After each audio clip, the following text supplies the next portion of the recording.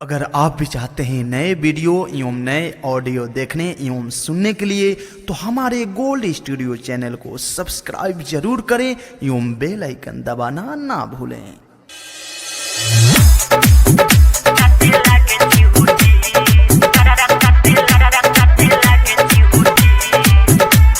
Music boy Anil Raj.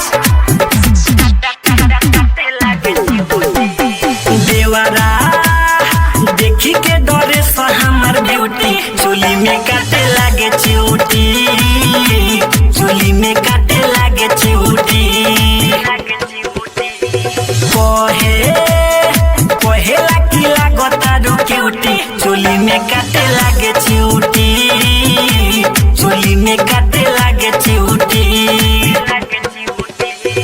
देवरा देखी के डरे सा हमर ब्यूटी चोली में काटे लागे चिऊटी, चोली में काटे लागे चिऊटी।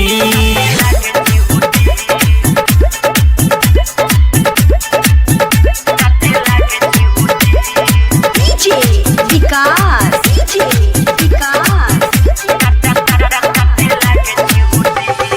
मटियार कला सीतामढ़ी, मटियार कला सीतामढ़ी।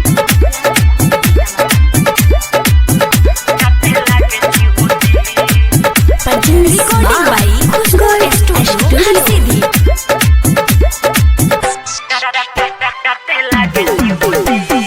पीछे बाटे मोरा पड़ल नजर एक गड़ल बाटे मोरा छतिया पे लागे ला डर बड़ी सखी बच्चा के कैसे रखी सवाल बाई जतिया के।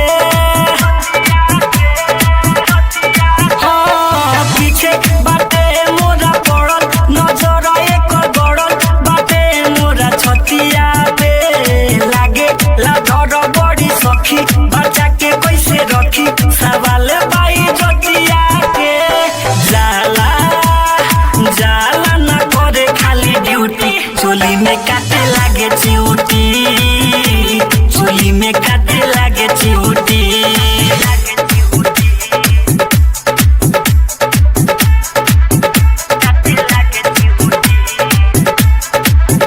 Music boy Anil Raj. लागे ना एकरा शरम बड़ा कबे शरम उपाय कौन करी रे। आलोक गोस्वामी बताव तू ही समझाव जवानी कहाँ धरी रे। हाँ, लागे ना एकरा शरम बड़ा कबे शरम उपाय कौन करी रे।